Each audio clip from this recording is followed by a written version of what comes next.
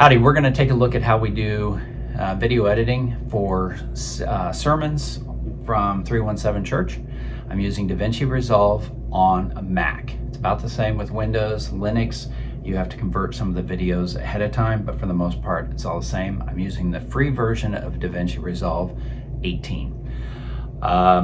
With that, we record in 1080p for the main camera. The other cameras are in 4K, so I can zoom in the two GoPros, but more about that in a minute.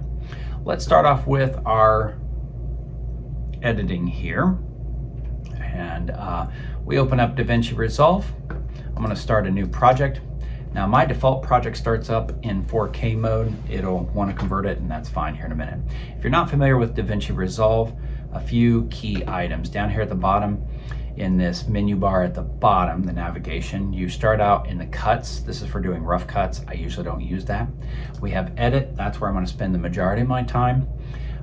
2 over is the color correction, which you'll see when I deal with that. And then finally, when you go to export the video and render it, rather, for YouTube, this is the portion where then we'll actually pick YouTube 1080p, and it presets a lot of the frame rates and everything like we want. But let's go back to this. Now, in my system, I actually set it up with a file structure, and I'm going to edit, even though I've already got this done, but I'm going to edit again the beginning of the sermon from November 19th. I set up several folders. The AV for all the cameras. You'll see inside here we have Cam 1, the main camera, Cam 2, and 3 are little GoPros that get a couple different views from behind as a wide shot and up on stage from behind the pastor as he's speaking. And then also a very clear, high resolution audio signal from the microphone that the speaker is using. And we'll synchronize all those in a minute. Media are those items that usually are name plates, name titles, logos, all those kind of things that really are there every single week with just minor tweaks. So that's general media that I need. Slides are the ones that the pastor has presented from. This is an export from our presentation software, Pro Presenter, from the church. Sometimes I use these, sometimes I recreate them in a template, and I'll show you that in just a few minutes. And then thumbnail is, as I'm creating and editing, I look for key frames that I can use for the thumbnail. So that's just where I keep that as I work on it. With that, I recreate a lot of this right here. Again, I'm in the edit mode, and I'm going to say create new bin. Evidently, oh, new bin. Click the wrong thing. AV. You can also hit Shift Command N, media, and slides. So now that I've got these, I will come back over here to my picture or my video file system, and I will copy these all in here. And it's asking me, do I want to change a frame rate? It knows everything's recorded, or the main camera is recorded in 1080p, which is actually what I want, 30 frames a second. So I'll let it switch, not a big deal. Now I'm going to come into media. And again, I'm going to drag it into the media side. Great. And the pre-done slides. And just drag that into slides. Okay, we are good, except I want to take care of something with the slides.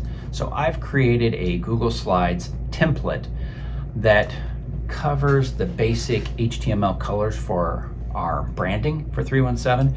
It also has the opening screen. I have one in black and one it looks white, but really it's transparent for the background, and you'll see that in use.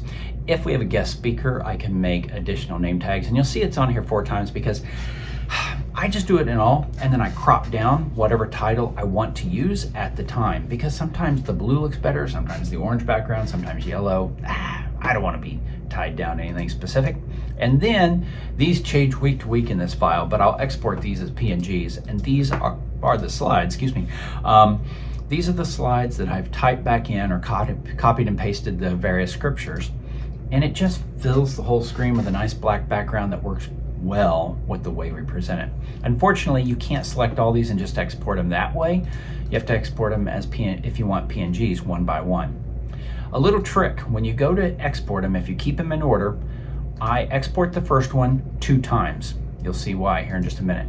There's once, and the same file again, twice. Okay, now then I export the second one that I want, download PNG, third one, download PNG. Notice on this one, Romans 5, 6 through 8, it doesn't all fit on one slide. I try to keep the font the same size, and then I just break it over 2 slides, so not a big deal. File, download PNG, and find the next one, file, download PNG. Now you ask, oh, but Christopher, why would you make these separate? Well, here's the deal. When you download, let me put them by date. When you download the first one, it just is the name of the slides. The second one puts a 1 after it, 2, 3, 4, 5. Well, see, if you download the first one twice, you can get rid of the first one, and now your slides are 1, 2, 3, 4, and 5, and it just makes it easier for renaming it. So the way I'll do it is I copy this part, and then I tell it to rename. Right click, rename, and I'm going to replace text, and everything that is this, I'm going to put slide. I'm going to put new slides underscore. Actually, I'll just put slides. That's the way I usually do it. And click rename. Now it's that way. Now then I can rename one more time and right parenthesis, replace it with nothing. Now those are in nice order, and I know. So I copied those into where I keep this sermon, and I'm gonna put it in slides, paste it right in there. And now I'm going to add those to my slides here. And I have duplicates. Sometimes I replace the other ones, but now if you look here, for here, it's Acts 1, 4 through 5. I have a copy of it in my version that just looks a little bit better on the screen. So a few extra steps, but I think it's worth it. All right, so now the important part. How do we synchronize? This is the hardest part, and the reason I picked DaVinci Resolve. You highlight them all, right click, highlight all your audio and video files, right click on it and say create new multi-clip using selected clips. This brings up this wonderful menu. You can name it whatever you want. I usually cut out the first part and just call it Multicam. Frame rate, leave it as is. Should be the 29.97, 30 frames a second basically. The angle, that's important. We want to change it to sound because we're gonna synchronize everything based on the sound track of each camera along with the WAV file for the actual sermon. The angle name, it's best to pick file name. The reason is since the contiguous files are named the same thing, this will just make it organizing them at the end easier. They'll all stay together. And then the way I do this, I don't want to move the clips after it creates the new video file, and I'll show you why in just a minute. You can do what you want on that one. All right, create, and this will take a few minutes.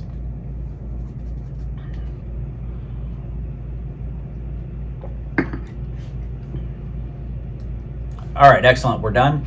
It did fail on one part. In other words, there is one video, camera 3, this 100.119.mp4. What that really means is it was probably a video file that was either before or after the sermon when there's nothing else that matches it. So what I commonly do, first of all, no big deal. Second of all, I'll look for the file over here, and it looks like it's this last one right here. So I'm gonna say, okay, that means this file is not used. I just delete it. So now I have a multicam. So I drag this out to the master. Now if I come back here, now I have the multicam. This is the tricky part. You want to start editing and getting these together. So there's a couple more steps. I right click and say open in timeline. This will open it down here at the bottom. And now we start to see, I'm gonna move this up out of the way, move this video down. And you want to, with this scroll bar, we want to make it smaller. You can also hold down the command and scroll your mouse, or hold down Alt Option and scroll your mouse, and it shrinks the timeline down. So you can use this plus or minus to do it, which is kind of pain, or just the mouse. Now here are all the files. The GoPros, Cam 2 and Cam 3, actually set up every 4 gigs a new file. So it synchronizes it. Cam 1 down here is our Canon better quality camera, and it's one file. So it's synchronized them. So what I do is I hold down, I click the first camera, and I want them all on the same track. So if you hold down shift when you move, it keeps it in line. It won't move off. And then if you also keep the shift down and select the next one, it'll move them both. So I just do this, take your time, get them all on the same. And now this is all cam 2. Now I can right click over here in my various lines here and say delete unused angles. That gets rid of what I don't know. Neat. Cam 3, do the same thing. I haven't figured out a way that it automatically puts it all on the same timeline. That would be handy, but it doesn't. Delete unused. Now I'm pretty much down to cam 1. I rename these because I don't like the way cam 2. I don't like those extra numbers over it. I get it why it does. And this is actually just the audio. And this is a great way to have it 1, 2, 3, and then the audio. I'll show you why. Let's bring this back up. And now you can see how it all fits in.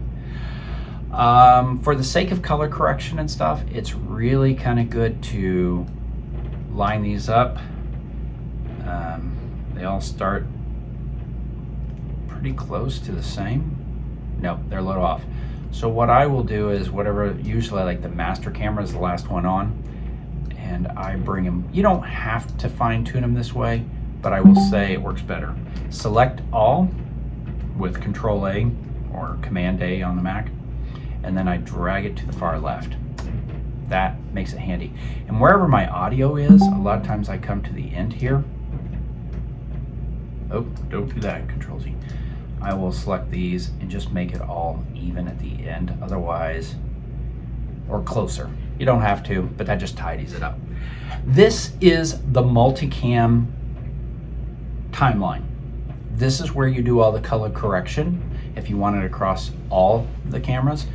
But now when we go to edit, we need to create a different timeline.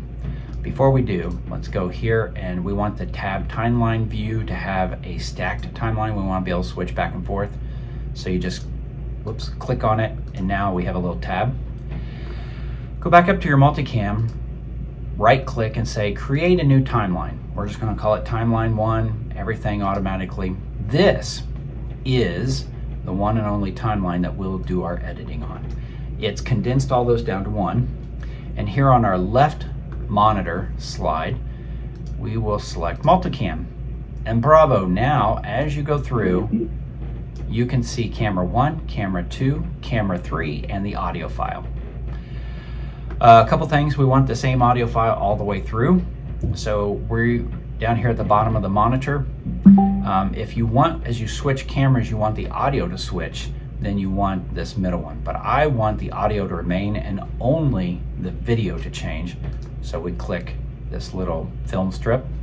Down on the timeline, I want the default audio to be, by the way, I'm right clicking on the audio section and I say the default should be the audio file.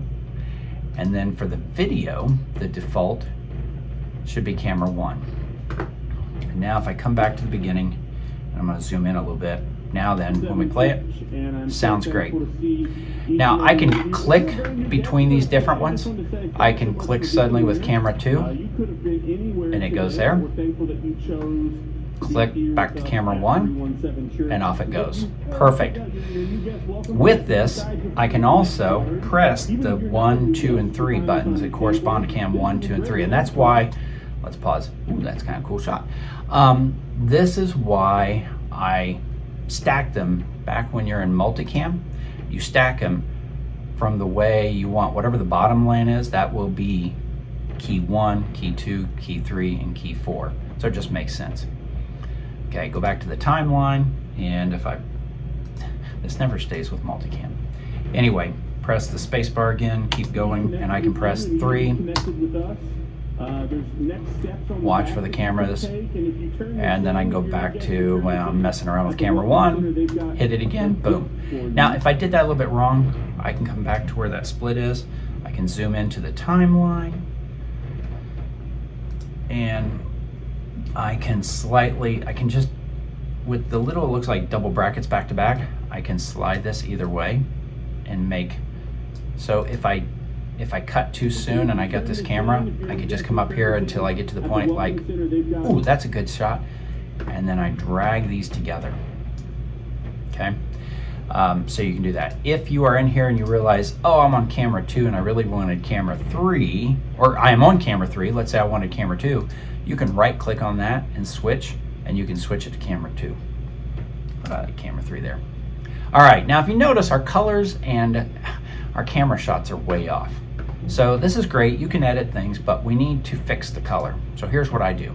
You go back to the Multicam view, and this is where then, while that's selected, this is very important, that has to be selected, then you go over to the color correction. And this will bring in all the videos. Now, every single video clip is unfortunately a different file here. So for camera 2 and camera 3 that are the GoPros, you have multiple cameras. Whereas this one is only camera 1, the entire file is there. And you can see it highlighted down below. So there's usually very little, if anything, to correct on the main one. Sometimes I'll crop or zoom in a little bit, but for the most part, it's fine. I color correct the others to that. Now, what I've been doing is, let me start with this one. I'm gonna do this one. This is at the same point, except camera 2.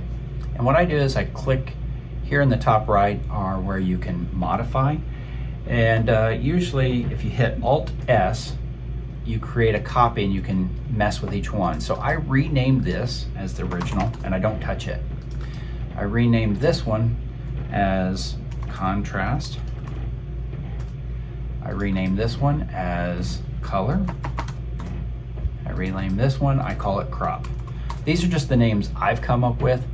So this is, if you go to modify any of this, you click on the box and then that's where you modify shadows or your contrast or whatever until you get it right. Now, something else that I've learned, quite honestly, DaVinci Resolve does a really good job. Well done with the color if you want it to match with another frame. So since these are at my main video is at the same point as this one, if I click color and then I come back over here and I right click on, so I'm selected camera 2 and the one that I want to make a change, but I right click on the camera I want it to look like, I can say shot match to this clip and it will change the color to match the color of this one. And now when I switch back and forth, that's not too bad. So I did that under the color. So if I want to make some additional contrast changes, I can. Sometimes it's a little too bright or a little too, sometimes I go with a little darker so that the speaker's face isn't quite as much in the light. I'm not going to worry about it a lot on this one, but you can finesse that around. So when you switch back and forth, it doesn't feel like it's a completely different camera. That's pretty good. The next thing is cropping, and I do want to zoom in, and usually 1.5 is about the most you want to do. And then I'm just going to center this up so it looks pretty good. And since that camera does not move during the service, that feels, and I just kind of go back and forth. Okay, I'm watching this, and I go, yeah, that feels comfortable. Okay. Let me just slightly, I feel like, the shadows are okay, but I feel like the highlights, like on the speaker's face, sometimes when you do that, it's a little bright, but that'll be good enough for this illustration. Now that I have camera 2 set up, I can Control or Command C or Control C if you're on Windows, that slide or that clip, and now I just go to all of them in my line here that are of the same camera, and I can just paste it, and it automatically pastes in that whole array. You can select multiples, but I just go through one by one, and I'm just quickly there. Those are all done. Cool thing is if I go back to my timeline here, when I get to here, it automatically corrects it on your timeline. So now go back to Multicam, go back to editing, and I'm going to do the exact same thing here. Oops, let's Let's do it on this one. I'm gonna do the, sometimes I cheat, and well, I'll just do it here. Alt S, ridge, contrast. These can be in any order. There's no, this is just simply the workflow I've gotten used to. And I never know whether to call it crop or zoom, and it's a little bit of both, so it's just what I do. Okay, color, got that. I want it to look like clip 3 here, so I'm gonna right click on that. Shot match to this clip.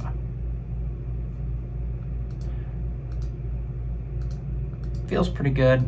As you're watching the video, you may change it a little bit and may find that it's not really doing. I zoom in a little bit, and I pan a little bit to the side, and we'll call that good. Okay, so now I'm gonna copy and paste. Copy, and then I come to the others. By the way, you can go to the new one, like this clip 6, and then you can right click on the previous one you did and say apply grade, and it will apply the grade of one you were just at. But I find copy and paste much faster, much better. So now I'm looking for all the thumbnails that look like from that. And now we're color corrected. We come back to the mate timeline 1, and now I can start editing. And it all looks happy-go-lucky. And I'm purely just going back and forth, back and forth. Now I can tell you, usually I cut out all of his morning announcements, and I get to the point where the service actually starts. He almost always begins with, and today we're going to, or whatever. And usually that's a good clip, a good place to start. The other thing I usually do is going back to the media. I have our initial video, and you can do this however, experiment around, but usually when it starts out and he's beginning his conversation, well, let's just, here, we're gonna find where he says that. Let us know so that in our next step, December 2nd. Okay, still talking about morning announcements. Trust me, we can find something for you. Here we go. So, today. There he goes, he always does that. So, the way I'm gonna do that is I'm gonna select this and hit Command B, that cuts it. Then I know right where it is. And I'm gonna get rid of this. Also on a Mac, hit delete, the backspace delete button. If you hit delete, it messes up things, but the backspace doesn't move everything. Control A, and now we want it to move back. In this case, it would have been okay, but okay. Just, you'll get used to it. Here we go. Today, So, I will go in here and kind of pull in the video, because right here is where he says today, I think. We are going to be. Oh no, but today. That may be a little much. He has a little bit of a at the beginning. So what I have been doing lately is this transparent background. I put it at the beginning, mark that I want a transformation because I just slowly zoom, go to the end of the slide and back 1 frame, and I mark it again and I say 2. And then, actually I think I do 1.5. Yeah, 1.5. Center it a little bit, sometimes a little bit off. And now, when I play it, today we are going to be continuing in our series. And then I show the video slide of UGG Church. These are Okay. 3-week series. This is another one where you can zoom in on or whatever. I'm not going to worry about it right now. We can put a little cross dissolve between it. Let's see how that looks. In our series. Yep. I actually have, I'm going to take that back. I'm going to do, I have a transparent one here too. And that's kind of cool. And I'll show you a neat little effect, what I've been trying lately. So there it is. We zoom in. Great. We are going to be continuing in our series, our 3-week series that we started last week. Okay, it would be really nice if he talked right there at that point. So I'm of the opinion. Father, sure. Yeah, I just like the timing of that. So I'm going to, and then here, I'm going to down here, Control B to cut it, and right here, Control B. And what is, I'm going to try this. I am going to blur the video. So if I go to Open Effects, Box Blur, and I drag it down to the slide, it's going to blur it just a little bit. So you see him. in our series, our 3-week series. Now that was kind of video transaction. Let's add a little cross fade at the beginning and a cross fade at the end as we exit out. So let's see what this looks like. We're going to be continuing in our series, our A little abrupt going in, so I'm also going to put a cross dissolve going into that focus. We are going to be continuing in our Boom. series, 317 church. Series that we started last Perfect. week called Church. Perfect. Church. Anybody ever felt that way about church? Now here he goes. Anyone ever felt? That's a great place to cut to external or to the other video. Let's put this back in multicam. That's a great place to suddenly cut to camera 2. It's been kind of like, church. Because you get the reaction. Yeah, there's a little kid, you know, and some people going that way. And then back to cam 1. Here's the deal. Camera 2 and camera 3, I don't spend a lot of time on. I literally just cut to them if he steps out of the frame, or to get reactions from the audience, or if it's been like a minute, 45 seconds or a minute of video, and there's been no reason to change, I just cut to it for a little bit of a change and then back to cam 1. Cam 1 is the main source. Occasionally, especially if it's a tighter fit, the speaker will step outside of the range and I don't have somebody at the camera. They're usually moving it back and forth, so then I cut to cam 2 or cam 3. The last little part I'll talk about are nameplates. I put his title, well actually 2 more things. I usually retitle this as title, and this is too many titles, right? Okay, first of all, Command T will automatically put a cross dissolve at the beginning and at the end, so that makes it handy. 2, pick whichever color you want. I don't care. Now when looking at this, I'm gonna go, a lot of times I go with this blue one, which is fine. So you select the frame, the title bar, come over here to your inspector, and in the cropping section, you're gonna just crop the top down to the color we wanna use. A lot of times for guests, I use the gray. And for the main speaker, for Seth usually, I use the blue. I did the other day use the orange. I don't know why, it was just the background. It was Christmassy and the way the glow was. But, okay, nothing to do. Let me crop the bottom. There we go. And now I zoom to about 75%. Because I don't want it that big. And then I move it over right there, and then I move it down to some place that looks about right. There you go. So then when he's actually doing it, and prepping for the football game, and then back out. Now, if you want to get really great, also I like his title to be, or a name title, yeah, to be a little longer. If you don't want to, if you want to get crazy, you can, instead of zooming or cross dissolve, I recently found in video transitions, if you go down to, there is a moving, slide down, slide left, slide right. Slide right actually is really cool, and I think the other one, because it just moves out like how I originally envisioned, like this. And prepping for the football. Nope, that went the other side. Okay, what was that? I can't remember. I just started using it last week. It's one of these. Oh, it's pan left. I think that's it. Let's see. And prepping for the football. Well, no, but that is cool. Don't get too crazy though. Darn, foreground wipe. Let's try this. And prepping for the football. Yes, this is it. Okay, foreground wipe. It just seems to foreground wipe. It staggers a little bit just because I'm recording while doing this, but normally it just comes out nice, and then when it exits, it just goes away. I think that's kind of cool. That's one way. Feel free to try a couple of. Now, what I found is this I will repeat.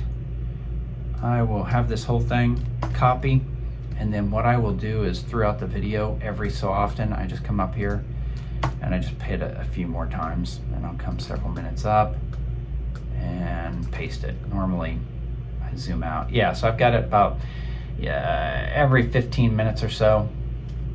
20 minutes, depending on how long he goes. Okay? The last part that I will talk about is dealing with slides. So let me go to the slides, and let's say it is time for the first slide. He talks about it. So wherever that is, I'll call this slides. And I color code these a lot of times just because then you can look across and see where it is. You can zoom in a little bit. Now, I hit Command T. Basically, that puts a cross dissolve at the beginning and at the end automatically. So it comes in. Now, if you notice, that's way too big. That's great. But here's what I do for every single one. I do roughly about 80% the size, or no, 85 is what I've been going to now. 85%. And then for the opacity, I put it at between 85 and 90%. It's kind of nice keeping them both at 85. It's just easy to remember. So you can kind of see a little bit of what's going on behind the scenes, but it's not too overwhelming. And then I literally just drag this until he is done speaking that part so that it goes out. And if there are multiple, then you just put multiple ones, one right up next to each other. Of course, that's not what he's actually talking about right now, but rather than trying to find it, that's all I do for slides. So that's pretty easy. If you have another slide after that, like you want the same basic effect right here, when he comes up to this, rather than redoing that whole thing, you can right click and say copy, and then you can right click, and instead of saying paste, paste attributes. When you paste the attributes, you tell it, yeah, also do the video attributes apply, and it automatically does all that again. So now, and then I need to put the fade in and fade out, however long he talks about it, and does the same thing. Now, since this one word is a special word and it's not a normal slides, I would be okay with even if I would have to look at it, but I might crop it down and put it something like this and literally move it to maybe down at the bottom, just so that he can keep talking. Why we go to church. So if you have this and then it shows the word while he's talking, because it's not quite a slide in the same sense. Okay. Also realize sometimes it's nice for slides, before you hit the slide, go to slide 2, let it show. If you, depending on what's going on, he speaks. When he's done, then you come back out of it, boom, back to slide 1. You don't have to change, not most of the time I do not change it, but occasionally if he walks way off to the side or something, it just makes sense to change it. So that's roughly how the editing's done. Once you get all the way to the end, it's finally just a matter of clicking on the little delivery. I select YouTube. I give it a title, again, much the same as what I named the file. Oh, I never saved this file. Let's do that. So clicks, I got Command S, or you can say File, Save Project, same thing. I label it 317 Church _ and then the date. This is from the 19th. Okay, there. I should have saved this a lot sooner. And then I name the video file the same thing. The location, I always go to the same place, but I usually put it inside the folder structure where I'm at. I tell it, and by picking YouTube, it automatically picked all the best parameters for YouTube. Add to the queue, brings it over here to the right, and then I click on Render All button. Click it, and off it goes. It will start rendering, and for me it takes about 20 minutes for it to go through. It will render it all. When it's finally done, then I take a look at the video file, make sure it looks okay. I go through it, scan it just to make sure, create the thumbnail that I need, upload it with all the content, and away I go. Hey, thanks. This was a long video, but hopefully this gets you through a few of the hurdles on setting up and using DaVinci Resolve for the church's editing. Thanks so much. Have a great day.